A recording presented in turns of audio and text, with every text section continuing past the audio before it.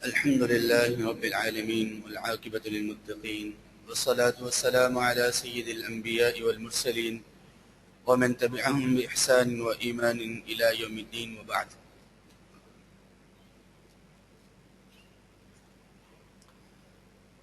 آج ہم جس ٹاپک پہ بات کرنے جا رہے ہیں انشاءاللہ اس پر بات سننے کے بعد ہمیں قرآن پڑھنے میں لذت محسوس ہوگی اور ہمیں یہ پتہ چلے گا کہ قرآن کریم میں ایسا کیا ہے کہ اللہ تبارک و تعالی نے اس کو سب سے بڑا معجزہ قرار دیا نبی کریم صلی اللہ علیہ وآلہ وسلم کا، اور اس چیز کو بھی جانیں گے کہ ہمارے یہاں پر آنے کا اصل مقصد کیا ہے اور قرآن کریم کے نزول کا اصل مقصد کیا ہے۔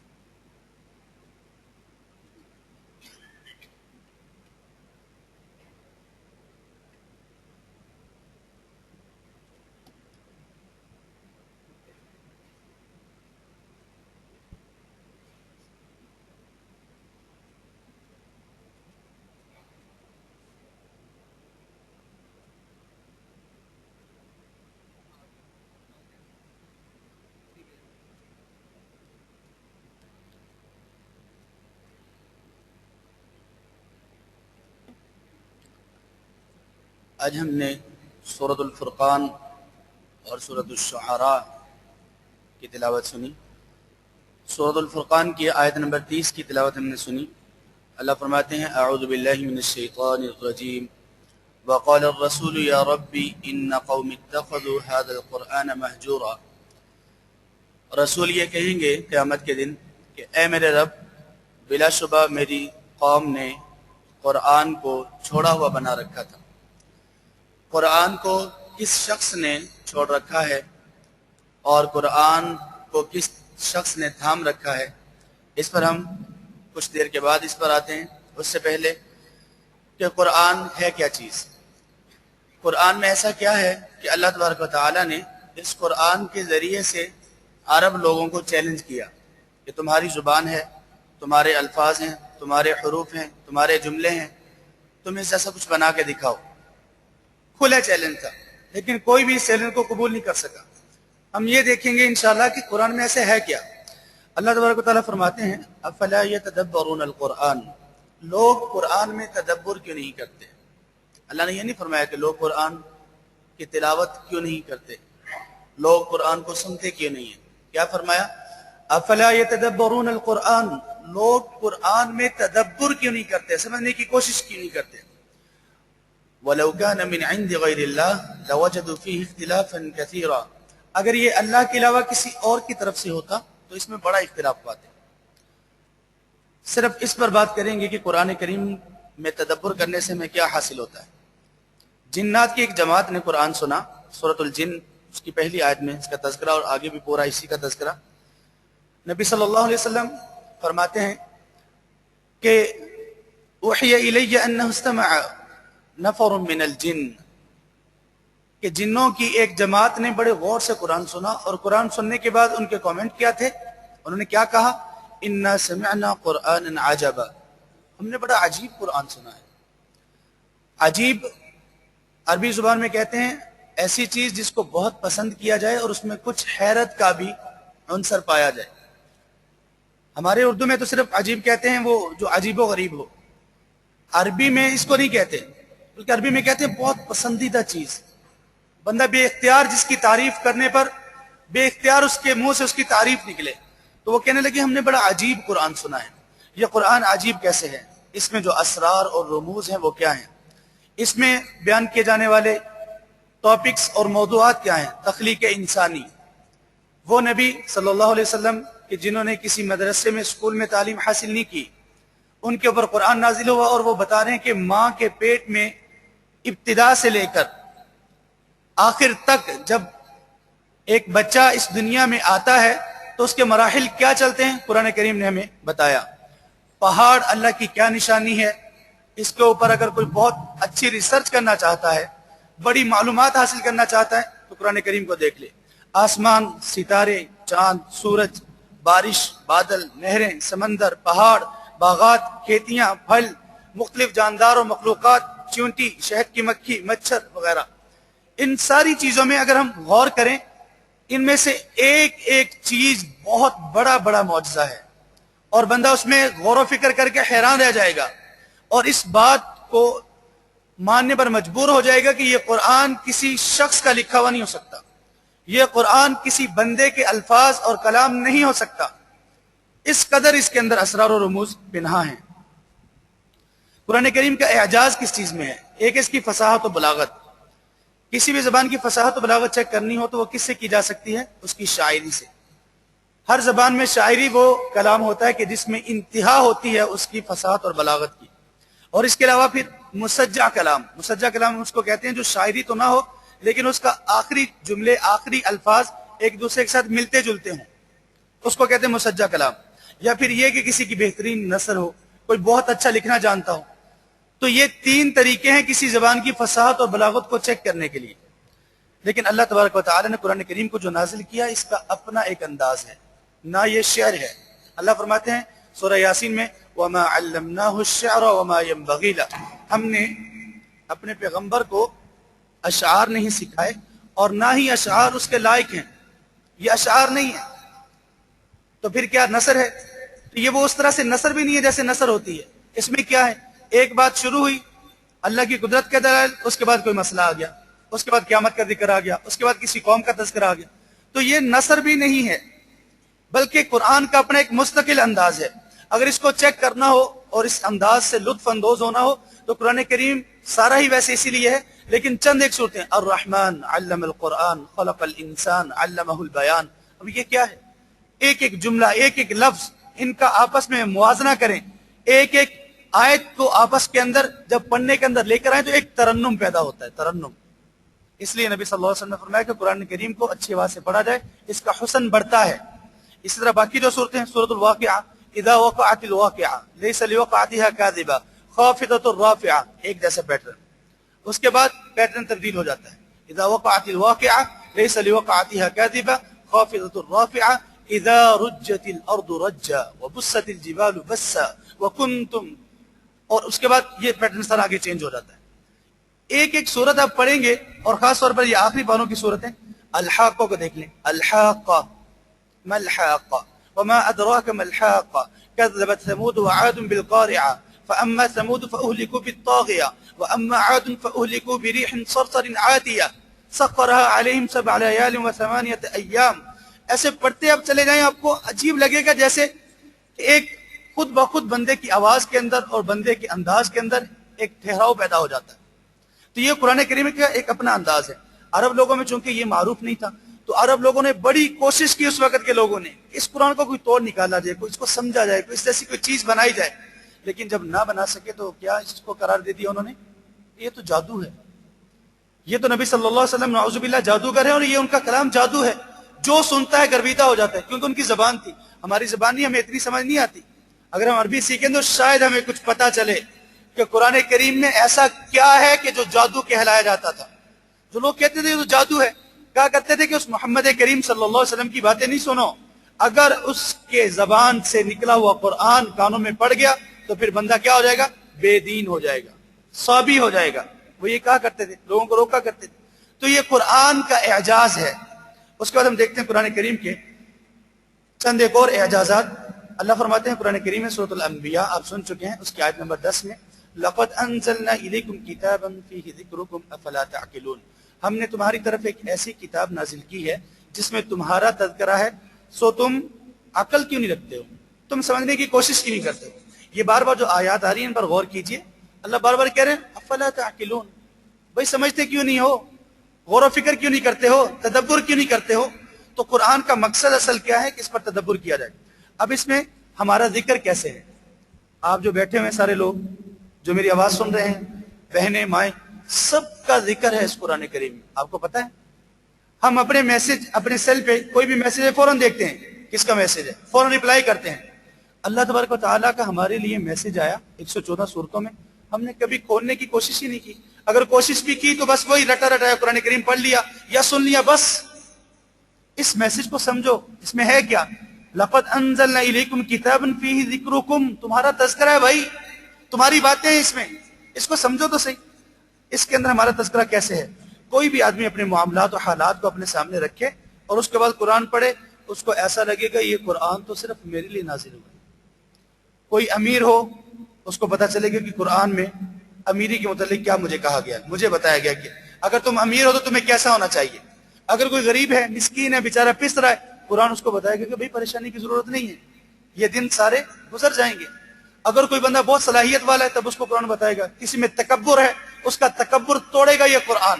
کسی کے اندر اگر غرور ہے، اس کے غرور کو خاک میں ملائے گا یہ قرآن۔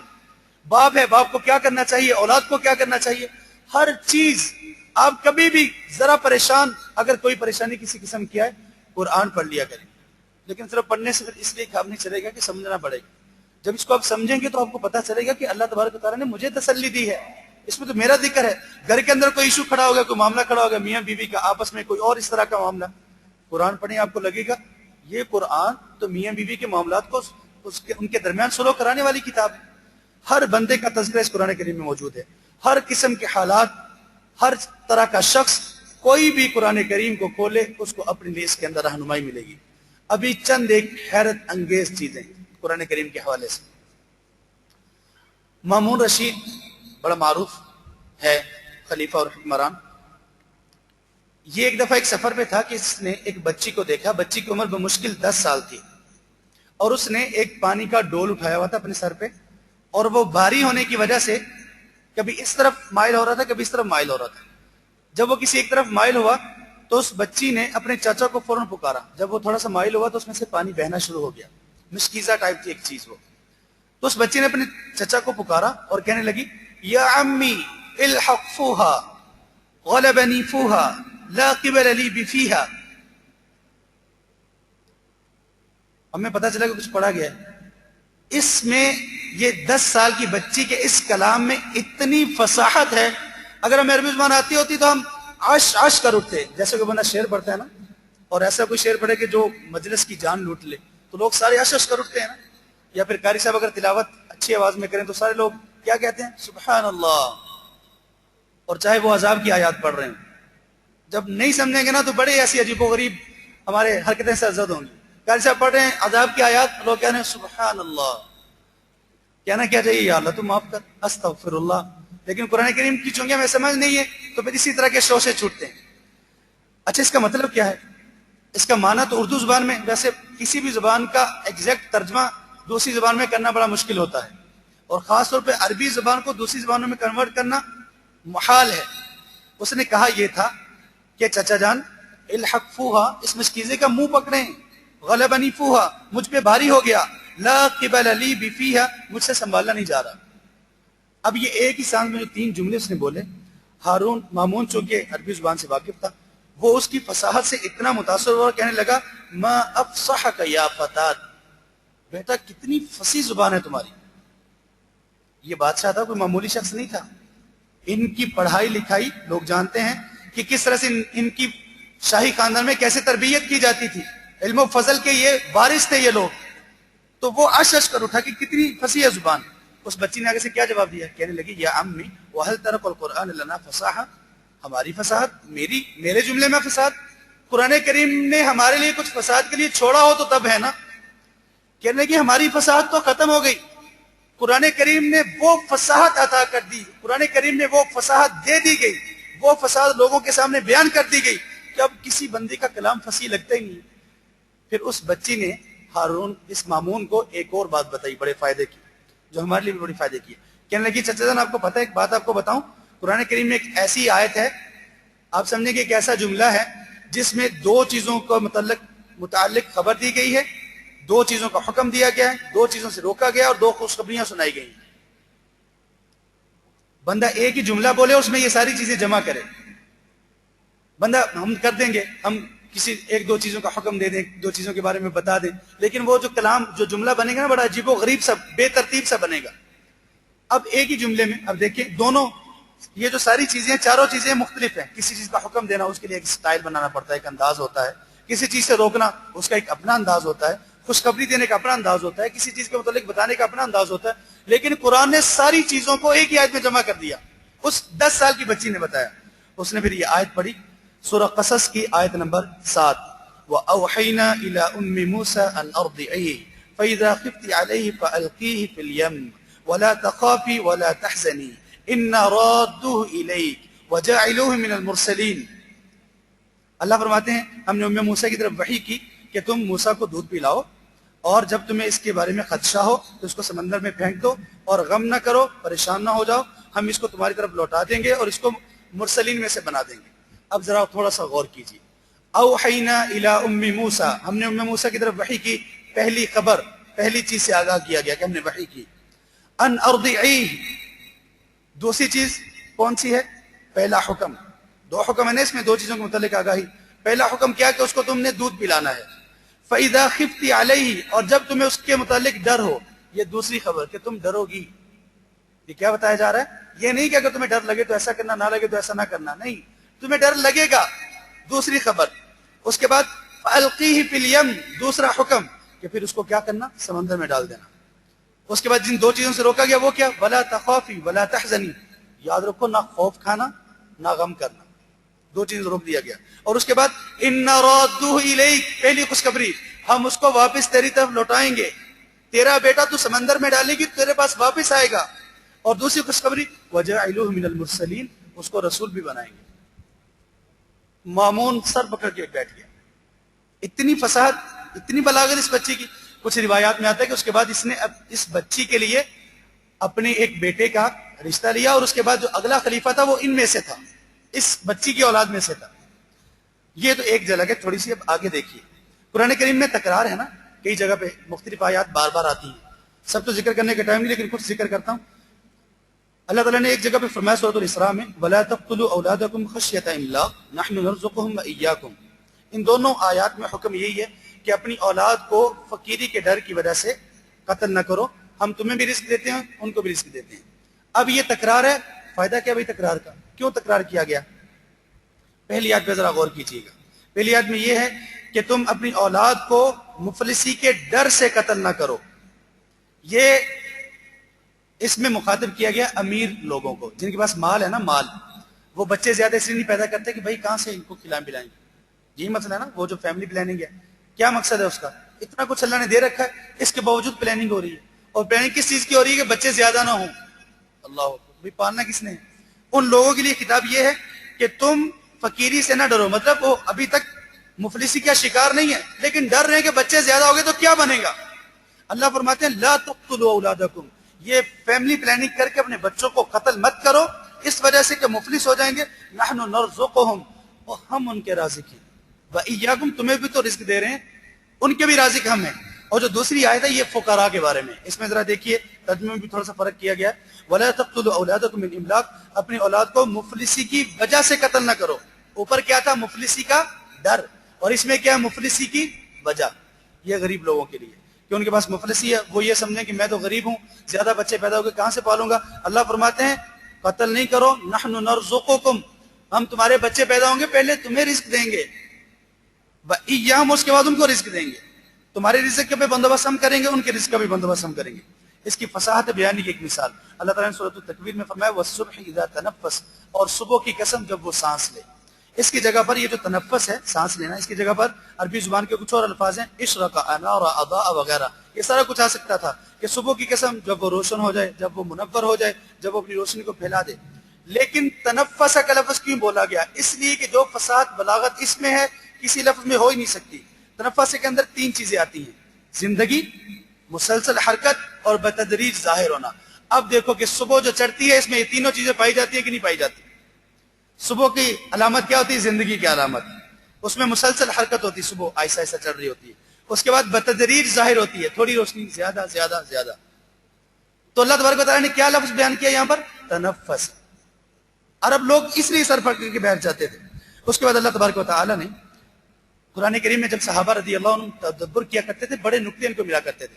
ابن عباس اور عمر رضی اللہ عنہ سے پوچھا گیا کہ اللہ کے رسول صلی اللہ علیہ وسلم کی موت کا وقت نہیں ہے قرآن کریم میں, تم تو کہتے ہو ہر چیز ہے قرآن کریم میں, اللہ کے رسول صلی اللہ علیہ وسلم کی موت کا وقت بتاؤ کہاں پر ہے.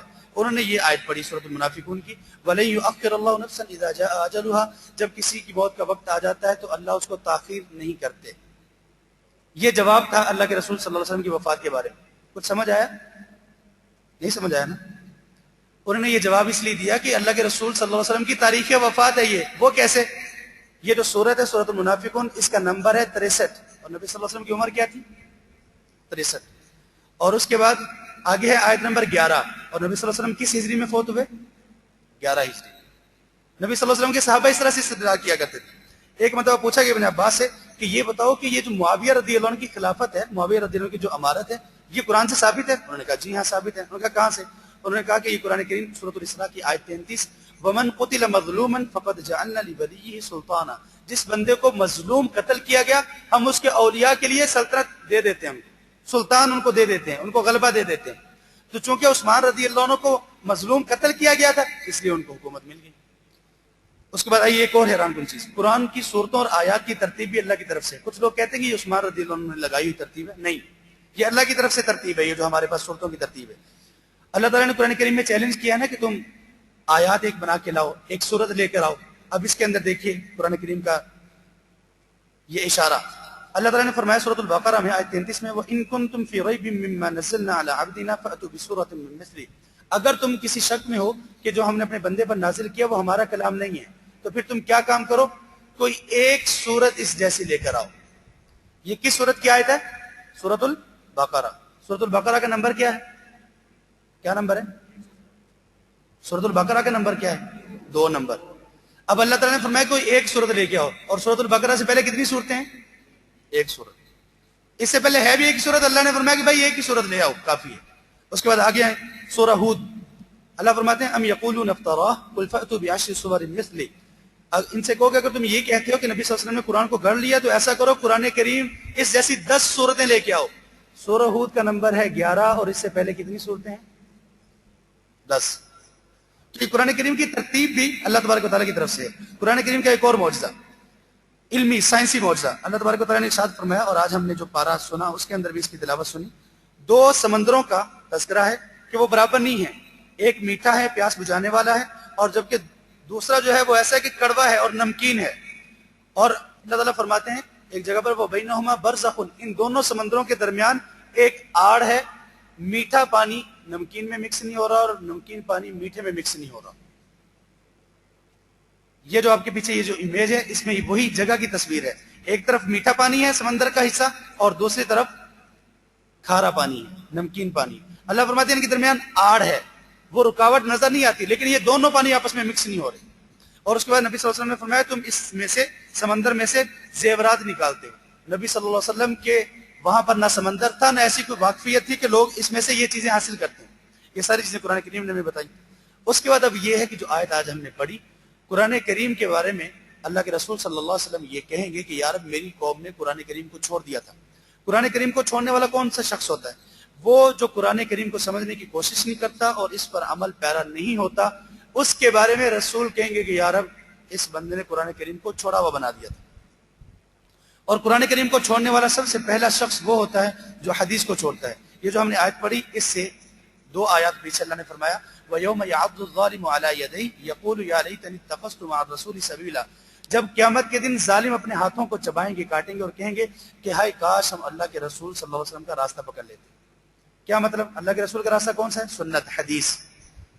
تو جو بندہ انکار کرے گا قرآن سنت کا, وہ سنت کا انکار اس کو کہاں تک پہنچا دے گا؟ قرآن کے انکار تک. عروج و پستی کا تعلق اللہ تبارک و تعالیٰ نے اس کتاب کے ساتھ رکھا. اللہ فرماتے ہیں کہ اللہ اس کتاب کی وجہ سے, اس پر عمل کرنے کی وجہ سے, اس کو سمجھنے کی وجہ سے قوموں کو عروج اور رفت بخشیں گے, اور جو اس کو نہیں سمجھے گا چھوڑ دے گا وہ ذلت اور پستی میں چلا جائے گا. نبی صلی اللہ علیہ وسلم نے فرمایا کہ قرآن ہمارے ساتھ کیا سلوک کر سکتا ہے؟ قیامت کے دن قرآن کی 2 حیثیتیں ہوں گی, یا تو یہ سفارش کرے گا اور اس کی سفارش قبول کی جائے گی, یا یہ جھگڑا کرے گا اور اس کے جھگڑے کو بھی قبول کیا جائے گا. فرمایا کہ جس بندے نے قرآن کریم کو اپنے سامنے رکھا, سامنے چلایا, اس سے گائیڈنس لے کے زندگی گزاری, قرآن اس بندے کے لیے سفارش کرے گا، اور جس نے ایسا نہ کیا اس بندے کے لیے قرآن کیا کرے گا؟ جھگڑا کرے گا کہ یا رب یہ بندہ جنت میں نہیں جانا چاہیے، اور اللہ اس کے جھگڑے کو قبول کریں گے اور اس کی سفارش کو بھی قبول کریں گے۔ ہم کہتے ہیں نا فرقے ختم ہو جائیں، فرقے کیسے ختم ہوں گے؟ اللہ نے فرمایا وَاعْتَصِمُوا بِحَبْلِ اللَّهِ جَمِيعًا، اللہ کی رسی کو مضبوطی سے تھام لو۔ نبی صلی اللہ علیہ وسلم نے فرمایا یہ جو اللہ کی رسی ہے یہ قرآن ہے، جس کا ایک سرا اللہ کے ہاتھ میں ہے اور دوسرا تمہارے ہاتھ میں ہے، جب تک تم اس کو مضبوطی سے تھامے رکھو گے گمراہ نہیں ہوگے۔ حامل قرآن کے بارے میں نبی صلی اللہ علیہ وسلم کا ارشاد، آپ نے فرمایا کہ اللہ تبارک و تعالیٰ کی بزرگی بیان کرنے میں سے یہ بھی ہے کہ بندہ 3 لوگوں کی تکریم کرے۔ 3 لوگوں کی تکریم کرنا یہ اللہ تبارک و تعالیٰ کی بزرگی بیان کرنے میں سے۔ وہ 3 لوگ کون سے؟ سفید بالوں والے مسلمان، اس کی تکریم کرنا یہ گویا اللہ تعالیٰ کے جلال کو ماننے میں سے ہے، جو نہیں کرتا وہ اللہ تعالیٰ کے جلال کو مان نہیں رہا۔ اور دوسرا شخص وہ قرآن کے حامل کی تکریم کرنے والا، وہ قرآن کا حامل، وہ قرآن کو اٹھانے والا کہ جو قرآن میں غلوب نہ کرے، مطلب اس کے معانی میں، اس کے پڑھنے میں، اس کے عمل میں زیادتی کا شکار نہ ہو، ولا اور نہ ہی اس سے پیچھے ہٹے۔ اور تیسرا وہ شخص جو کہ حکمران ہے اور انصاف کرنے والا ہے، اس کی تکریم کرنا بھی اللہ کی تکریم میں سے ہے۔ اللہ کے خاص لوگ، اگر ہم چاہتے ہیں کہ اللہ تعالیٰ کے خاص لوگ ہم بن جائیں تو ہمیں کیا کرنا ہوگا؟ نبی صلی اللہ علیہ وسلم نے فرمایا ان للہ تعالی اہلین من الناس، لوگوں میں سے اللہ کے کچھ اہل ہیں، اللہ کے گھر والے ہیں کچھ۔ لوگوں نے پوچھا اللہ کے رسول وہ کون سے ہیں؟ آپ نے فرمایا ہم اہل القرآن اہل اللہ وخاصۃ، وہ اہل قرآن ہیں اور وہ اللہ کے خاص لوگ ہیں اور وہ اللہ کا اہل ہیں۔ تو اللہ کے خاص لوگ کون سے ہیں؟ قرآن والے۔ اور قرآن والوں سے مراد کیا ہے؟ جو قرآن کو سمجھنے والے، قرآن کو پڑھنے والے اور قرآن پر عمل کرنے والے لوگ ہیں۔ میرے عزیز بھائیو، جس طرح سے آپ اپنا مال خرچ کرتے ہیں مختلف راہ میں، اسی طرح سے قرآن کے لیے اپنا وقت بھی خرچ کریں، تاکہ آپ کو پتہ چلے کہ قرآن کریم میں ہے کیا، قرآن کریم کی فصاحت بلاغت کیا ہے۔ اور پھر اس کے بعد جب قرآن پڑھا جائے گا تو آپ کا ایمان اس جگہ اور بلندی پر پہنچ جائے گا کہ آپ محسوس کریں گے کہ مجھے اللہ کا قرب نصیب ہو گیا۔ اللہ ہمیں اہل قرآن میں سے کر دے۔ واقع دعوانا الحمدللہ۔